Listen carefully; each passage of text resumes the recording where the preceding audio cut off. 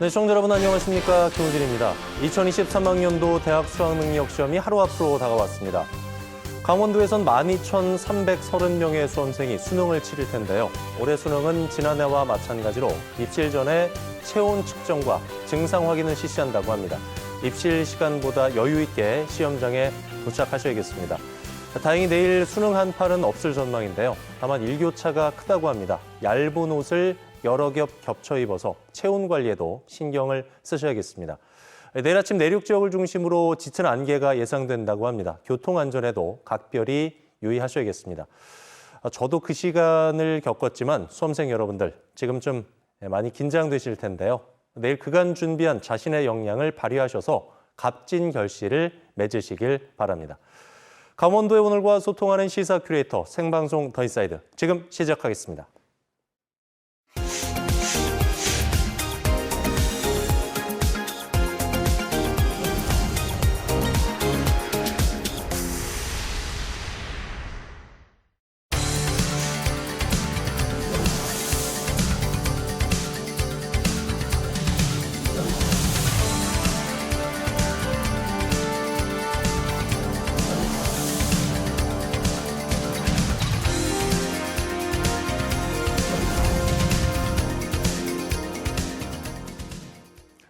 네, 한 주간의 가장 핫한 이슈를 탈탈 털어드리는 시사인 이슈 시간입니다. 오늘도 진보와 보수를 대표하는 두 분 전문가 모셨습니다. 교수계의 단아, 시사계의 원조 아이돌 김기석 교수, 국회의원에서 재해 논객으로 돌아온 정치계 풍운학 황영철 전 국회의원과 함께하겠습니다. 어서 오십시오. 네, 안녕하세요. 반갑습니다. 자, 최근 들어 북한의 도발이 심상치가 않습니다. 지난 2일에는 북한이 분단 이후 처음으로 북방 한계선을 넘겨서 속초 앞바다에 미사일 쐈죠. 그리고 북한의 제7차 핵실험이 점쳐지고 있는 상황. 접경 지역인 우리 강원도민들이 느끼는 피해, 불안이 커질 수밖에 없는 상황인데요. 그래서 오늘 시사인 이슈에서는 일촉즉발 남북관계 어떻게라는 주제로 얘기를 나눠보도록 하겠습니다. 지난 13일에 캄보디아 프놈펜에서 한미일 3국 정상회담이 있었습니다. 북한의 무력 도발에 공동 대응하기로 했는데요. 대북 확장 억제를 강화한다는 공동 성명을 채택하기도 했습니다. 이 세 개국 정상이 공동 성명을 채택한 게 이번이 처음이라고 하는데요. 황 전 의원님, 이번에 3자 회담이 갖는 의미 어떻게 봐야 될까요? 푸놈펜 선언의 내용을 우리나라와 관련된 것만 좀 좁혀서 요약을 좀 해보면은 일단은 첫 번째가 북한 미사일에 대한 강력한 규탄이 있습니다. 그리고 북한 미사일과 관련된 정보 공유 체제를 좀 강화하겠다. 그리고 한미일 경제 대화체를 신설하겠다.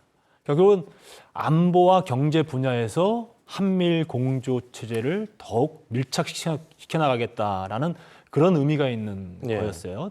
특히 일본과의 관계가 정상화되는 과정, 다시 시작되는 과정이 아니겠느냐 이런 분석이 가능하겠고, 다만 조금 덧붙이면 이렇게 한미일 공조 체제가 강화되면 그동안 나름대로 관계를 그래도 잘 유지해왔던 중국과의 관계가 좀 미묘해진다는 부분이 있습니다. 그래서 이런 부분들을 윤석열 정부에서 얼마나 지혜롭게 잘 풀어가야 될 것인가에 대한 고민도 함께 만들어진 그런 선언이다, 이렇게 말씀드릴 수 있을 것 같습니다. 그렇죠. 미사일에 대한 규탄, 그리고 미사일 관련된 정보 공유, 그리고 경제 관련 부분이 포함된 한미일 대화체 제도, 이런 부분들을 짚어주셨는데, 이런 안보 협력 강화가요, 교수님, 북한의 도발을 좀 자제하게 만드는데 좀 효력을 미칠까요? 실효성이 있을까요? 어떻게 보세요? 글쎄요, 그 내용상의 그러니까 한미일이 공동으로 발표했다는 것 이외에 내용상에 새로운 건 별로 보이지 않습니다. 이제 앞으로 있을지도 모를 7차 핵실험에 대한 경고 같은 것, 이제 그런 것들이 미래일이니까 조금 강하게 표현되어 있고 그렇긴 한데요. 실질적으로는 그 어떤 형태로 이 북한의 도발을 막을 것인가에 대한 구체적인 방안 같은 건 별로 들어있지 않고요. 물론 선언이기 때문에 그렇습니다만은, 특히 중요한 게 뭐냐 하면 북한이 그 도발을 하지 않는다라는 게 어떤 건지 사실은 우리가 구체적으로 따져보면 사실 명확하지가 않아요. 이제 그래서 더 이상 미사일을 쏘지 않을까요? 어떻습니까? 7차 핵실험 하지 않을까요? 또 뭐 한국에 대해서 뭐 한국이나 대통령에 대해서 험한 말 하지 않을까요? 그게 이제 그 사실은 도발을 멈춘다고 하는 것이 무엇인지도 그다지 명확하지 않고요. 그 다음에 무엇보다 이런 질문들을 통해서 우리가 생각해 볼 수 있는 것은 이와 같은 대북 정책을 통해서 우리가 지향하는 바가 무언가이죠. 일단 성명서에 명확하게 나와 있는 건 확장 억지입니다. 이제 억지라고 하는 것은 이제 국제 정치학 용어인데요. 간단하면 이런 겁니다. 서로 사이가 나쁜 사람이 있는데 상대방이 나를 공격할 것 같은 적대적 생각을 가지고 있는 것 같아요.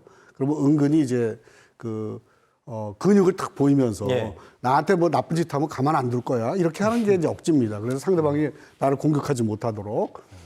확장 억지라는 거는 거기에 뭐가 들어가는 거냐 하면은 핵무기가 포함되는 겁니다. 이제 예전에는 해구산 이렇게 표현했었는데 이제는 이제 조금 너무 직접적이라 그래서 이제 확장 억지 이렇게 많이 표현을 해요. 그래서 핵무기 혹은 미사일 요격 시스템 같은 걸 포함해서 이제 하는 얘기거든요. 그렇다고 해서 이것이 핵실험을 막는데 네. 무슨 효과가 있을 것 같지는 않죠. 그러니까 남한을 공격하는 것은 막을 수 있다 이 말이죠. 그래서 이제 그런 측면에서 뭐 한미일이 협력을 해서 남한에 대한 직접적인 위협 같은 걸 막는 그런 효과는 있을 수 있으나 그것은 뭐 어쨌든 우리가 당연한 것으로 어떤 의미에서 받아들이는 측면이 있잖아요. 이제 그렇다 보니까 뭐 새로운 어떤 양상이 벌어진다든가 무엇을 하지 않는다든가 이것 때문에 남한에 대한 공격 이외에 그런 효과는 크게 없지 않을까 하는 생각이 듭니다. 큰 틀에서는 이제 뭐 특별할 것이 없다는 말씀을 하셨지만은 윤석열 정부의 대북 정책 기조죠. 한일 공조는 저는 좀 눈에 띄더라고요. 네. 그래서 한미일 3국이 미사일 관련된 분야에 있어서는 정보를 실시간 공유하는 거. 네. 이 부분은 교수님 조금 새로운 시각에서 접근해야 될 것 같은데. 그거는요. 그 GSOMIA라는 것이 있어요. 군사정보 보호협정이라는 거요. 예. 이게 박근혜 정부 말기 2016년에 이미 체결이 됐었고 또 상당히 가동을 했었어요. 그랬다가 2019년에 그 일본이 우리에게 수출 규제를 했을 때 그때 이제 한국이 그에 대한 대응 카드로 GSOMIA를 폐기하겠다. 왜냐하면 예. 이게 1년 동안 지나고 난 다음에 폐기하겠다고 선언하지 않으면 자동으로 연장되게 돼 있거든요. 이제 그래서 그때 이제 그런 얘기가 있다가 그때도 결국은 폐기하지 않았습니다. 예. 않고 미국이 상당히 우려를 표현하고 하는 바람에 이제 그 이후로 사실은 조금 뭐랄까 교류 자체, 정보 교류 자체는 좀 덜 활성화된 측면이 있었습니다. 그래서 실제로는 일본이 북한이 미사일을 발표하고 난 다음에 일본이 틀린 발표를 많이 했었죠. 왜냐하면 우리나라가 아무래도 북한으로부터 가깝기 때문에 판단하고 어떤 미사일을 어떻게 쏘았고 어디로 날아갔고 뭐 하는 것도 있잖아요. 네. 그런 것에 대해서 우리가 비교적 정확했고요. 예전에는 이것이 일본이 가지고 있는 정찰 자산들이 좋은 게 많이 있어요. 이지스함이라든가 인공위성이라든가 이제 그런 것 때문에 우리도 사실은 일본으로부터 받는 정보가 꽤 예. 있었는데 지금 우리가 그런 것들 많이 갖췄어요. 예. 이제 그러다 보니까 이거는 상당히 일본 중심적인 그런 측면이 강합니다. 그렇군요. 네네. 예. 그래서 새로운 거 아닙니다. 이것도. 네네. 황교안 의원님은 그 의견이 좀 다르실 것 같아요. 저는 교수님의 의견에는 동의하기 좀 이 부분은 어려운 것 예. 같아요. 그러니까 사실상 그 지소미아를 박근혜 정부 때 만든 것은 협정을 체결한 것은 지소미아의 필요성이 있다고 봤기 때문이거든요. 예. 어쨌든 일본의 미사일이라든지 핵이라든지 북한 정보에 대한 정찰 자산이 우리보다 월등히 높기 때문에 이러한 신속한 군사 정보의 교류는 꼭 필요하다 해서 이제 만들었어요. 그런데 사실은 한일 관계가 굉장히 문재인 정권에서는 나빠졌던 것이죠. 나빠지다 보니까 그에 따라서 역시 군사적으로 굉장히 기묘하게 필요한 부분들에 대해서도 결국은 문재인 대통령 스스로 이건 폐기 선언을 한 거예요. 그러니까 예. 팩트라고 봤을 때는 문재인 정권에서는 폐기된 거다. 근데 이런 부분들에 대해서 사실은 그 당시에 뭐 정경두 국방장관이라든지 국방 쪽에서는 어쨌든 지속적으로 좀 유지될 필요성이 있다라고 봤기 때문에 굉장히 완곡한 상태로 남아 있었던 것이죠. 그래서 정권 자원에서는 폐기됐지만 사실은 완곡하게는 좀 불씨는 좀 살려놨다라고 봐요. 근데 이번에 한미일 특히 일본과의 관계가 개선되면서 어떤 지소미아와 관련된 여러 가지 정보 교류가 저는 이제 앞으로 다시 정상화될 거라고 보고 있는 것이고요. 그런 측면에서 봤을 때 어쨌든 북한에게 한일 간의 그 안보, 경제의 이런 여러 가지 공조틀이 강화되는 것은 압박이고 부담이 될 수밖에 없는 부분이라고 봅니다. 그래서 저는 전 정권과는 매우 다른 상황으로 지금 가고 있다. 새로운 한일 관계, 또 특히 국방과 관련돼서 북한 미사일이라든지 핵 위협과 관련돼서는 공조 체제가 새롭게 다시 정상화되고 있는 과정이다. 이렇게 얘기할 수 있을 것 같습니다. 사실은 뭐 북한의 도발이 어제 오늘의 일은 아닙니다. 과거에도 늘 있어 왔는데 전문가들 의견을 보니까 요즘의 북한의 도발, 무력의 사용에 있어서는 좀 예전과 패턴이 다르다. 다른 양상을 보이고 있다. 이런 얘기들을 많이 하는데 우리가 파악해야 될 건 역시 북한의 의도 아니겠습니까? 어떤 의도를 갖고 있다고 분석하고 계세요, 교수님? 우선 지소미아 관해서 사실 팩트가 좀 다른 것들이 많이 있는데 사실 뭐 이거야 저야 이제 나름 전문가니까 이제 저는 몇 건을 해서 어떤 내용을 했고 이런 것까지 대충 알고 있고 이제 그렇기 때문에 그 정부는 폐기를 했는데 국방부 차원에서 남겨뒀다 그런 건 있을 수 없는 일입니다. 대한민국이 그렇게 기강이 없는 나라가 아니 아닙니다. 근데 제가 분명히 말씀드릴 수 있는 건 제가 그 당시에 국방위에 있었어요. 그러니까 지소미아 관련된 부분에 대해서는 충실한 그 당시 분위기를 알고 있기 때문에 그래서 그런 측면에서 말씀드렸어요. 그렇군요. 이제 폐기를 선언하지 않는 것으로 폐기를 말하자면 폐기의 선언을 유예하는 것으로 결정을 했었고 그 이후에 지금 계속 이제 진행이 그 상태로 진행이 왔었죠. 이제 그래서 그 상태로 진행이 돼 왔는데 우리도 진행을 계속 해야 되거든요. 그렇습니다. 이 질문이 이제 무력 도발의 의도를 파악해 보자. 이런 이제 진행 의도를 갖고 자, 무력 도발은 이런 겁니다. 그러니까 지금 과거와 달라진 거는 몇 가지 굉장히 중요한 측면이 있어요. 하나는 한미 군사 훈련을 할 동안에는 북한이 그 이전에 말을 막 심하게 하다가도 군사 훈련을 시작하면 그 다음에는 그만뒀어요. 그렇죠. 조용히 있었단 말이죠. 이번에는 합동 군사 훈련이 진행되는 과정에도 계속해서 미사일을 쏘고 뭐 비행비의 훈련을 하고 이렇게 이제 상당히 달라진 모습을 보였다는 거 하나 하고 또 하나는 미사일을 쏘는데 미사일을 정말로 다양한 유형의 미사일을 쐈습니다. 여러 개 50여 개 쐈다고 하는데 그래서 다양한 장소에서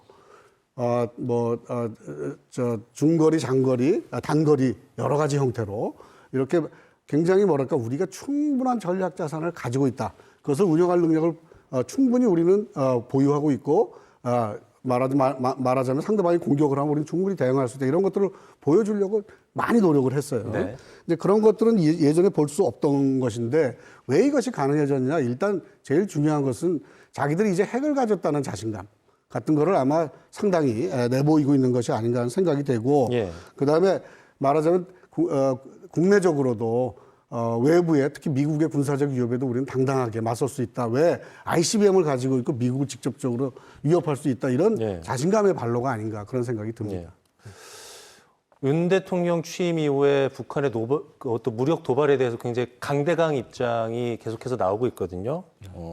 비질런트 스톰 기간을 연장을 했습니다. 남북 관계는 정말로 첨예하게 치닫고 있는 상황인데 정부의 이런 단호한 대응에 대해서 황 전 의원님은 어떤 입장 갖고 계세요? 뭐 현실적으로 당연한 대응이다 이렇게 맞다고 보시는군요. 생각을 하고 있죠. 그리고 최근에 어떤 북한의 도발의 유형을 봤을 때 9.19 군사 남북 합의에 대한 직접적인 위반 사항이라고 얘기하기 어려운 측면들이 좀 있었어요. 그런데 최근에는 사실은 그 9.19 군사 합의에 굉장히 중요한 남북 완충 지역이라는 것이 있습니다. 그러니까 서쪽으로는 20km, 또 남쪽으로는 약 40km. 그 지역을 완충 지역으로 삼아서 우리가 소위 말해서 군사적 위협을 없애자라는 것이 굉장히 중요한 합의의 틀이었는데 그 지역 안으로 사실은 포를 쏴요. 그러니까 이거는 명백한 군사 합의 위반이죠. 그러다 보니까 지금 상황에서는 북한에게 이런 부분들에 대해서 말로다가 뭐 백날 얘기해봤자 소용이 없는 것 아니겠어요? 그렇다고 한다면 좀 더 구체적 도발이 있거나 특히 우리 남한을 위협할 경우에 우리가 강력한 군사적 대응을 하겠다라는 그런 메시지를 담아서 갈 수밖에 없는 것이죠. 예. 물론 남북 관계는 저는 기본적으로는 서로가 평화적으로 가야 되고 또 통일을 지향해야 한다라고 보고 있어요. 그런데 현재 북한에서의 그런 여러 가지 도발 사항이라든지 또 미사일 발사라든지 또 핵과 관련된 여러 가지 방향성들을 봤을 때 현재로서는 북한의 유화 제스처라든지 또 대화 노력이라든지 또 그렇게만 놔둬서는 안 되는 상황 아니겠습니까? 예. 그래서 저는 이거는 이념의 문제, 진영의 문제를 떠나서 북한의 이러한 도발에 대해서는 좀 온 국민이 일심에서 좀 단호한 메시지를 북한에 전달해 주는 게 좋겠다. 만약에 우리가 국론이 이런 것과 관련돼서 분열되고 또 생각이 다른 것이 전달되면 결국 북한에 얕잡아 보이는 것밖에 안 된다. 저는 이렇게 네. 생각이 들어요. 여당인 국민의힘에서는 교수님 이 모든 게 다 문재인 정부의 대북 정책 탓이다. 독자 핵무장론 그리고 전술핵 배치 이런 얘기들이 나오고 있거든요. 여기 대해서는 어떤 의견 갖고 계세요? 뭐 이제 문재인 정부 얘기 그만해야 되는 거 아니에요? 이제 6개월이 지났고 뭐 지금 와서도 문재인 정부 얘기하면 나 실력 없다 그런 얘기거든요. 이제 그거는 조금 뭐랄까 좀 이제 좀 식상한다는 느낌이고요. 네. 뭐 별로 대안이 없다 이렇게 괜히 생각이 들어요. 그 다음에 이제 그 질문이 뭐였죠? 전술핵 배치라든가 핵무장론 이런 부분. 왜 그걸 갑자기 생각이 끊어졌냐면 예.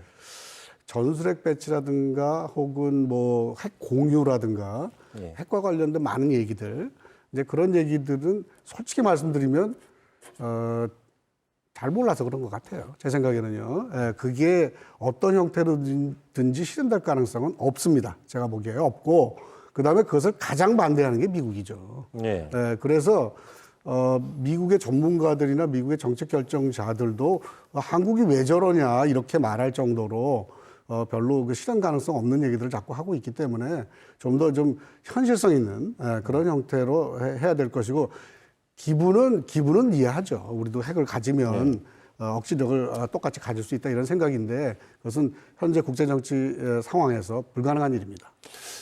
예. 근데 이제 저는 이 교수님의 이번 의견에는 동의를 해요. 그러니까 그러세요? 예. 네, 동의를 합니다.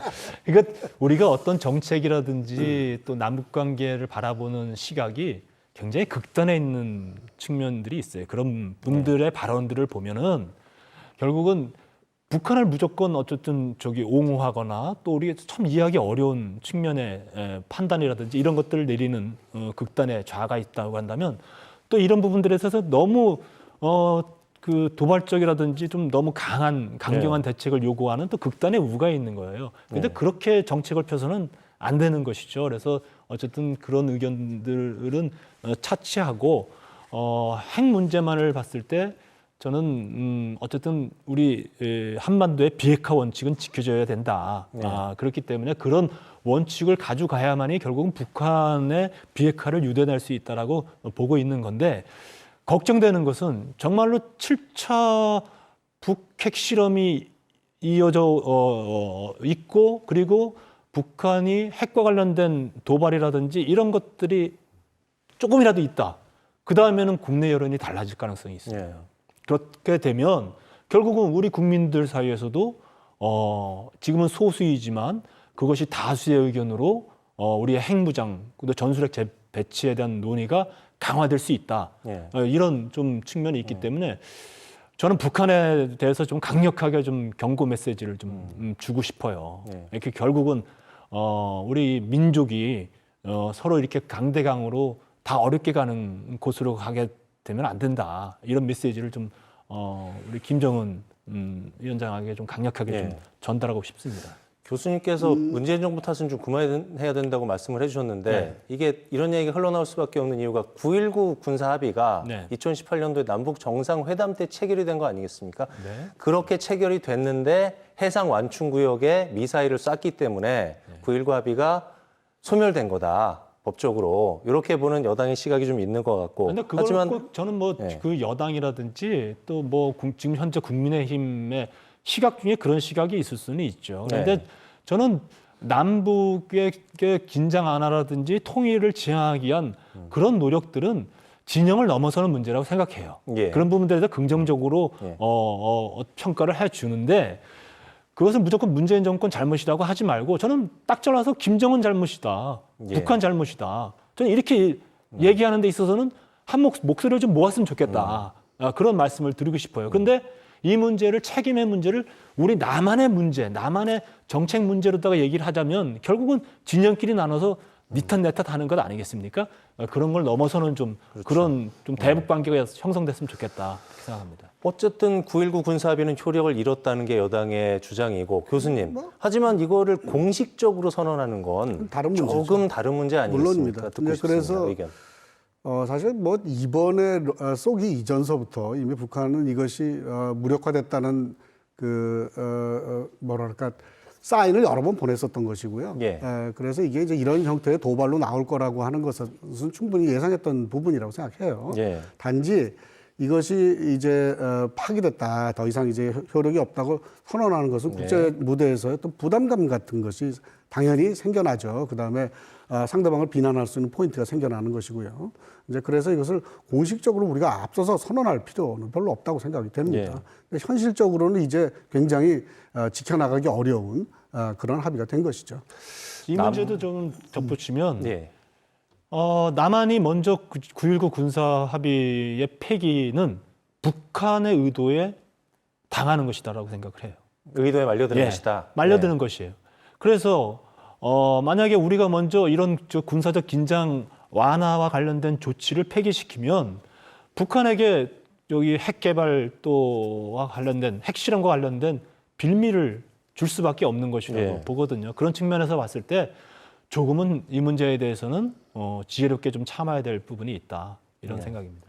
도민으로서 가장 궁금해지는 부분은 바로 이 구간이에요. 남북 간의 대치가 이렇게 고도화되고 장기화되면 도민들에게 미치는 영향, 피해 이게 상당히 커질 것 같다는 생각 때문에 우려스럽거든요. 짤막하게 교수님께서 어떤 부분들이 좀 우려가 되는지 말씀해 주시겠습니까? 글쎄요, 뭐 너무 오래 경험하셔서 이거 제가 굳이 해설을 해드려야 되는 건지 우리 도민들 너무 잘 아실 것 같아요. 그렇죠. 제가 보기엔 제일 큰 거는 이제 불안감이죠. 어쨌든 긴장이 커지면 북한이 어떤 형태의 도발을 할지 잘 알 수 없고 언제나 새로운 형태로 예측하지 못한 형태의 도발을 그랬죠. 해오잖아요. 근데 그때 잘못하면 희생자가 생길 수도 있는 것이고 이제 그런 부분에 대한 어떤 불안감 같은 거. 최근에 어디서 뻥 뭐가 터지니까 전쟁 난 거 아닌가 이런 생각을 했다. 그렇죠. 이거는 평화를 누리면서 편안하게 사는 것과는 큰 차이가 있고요.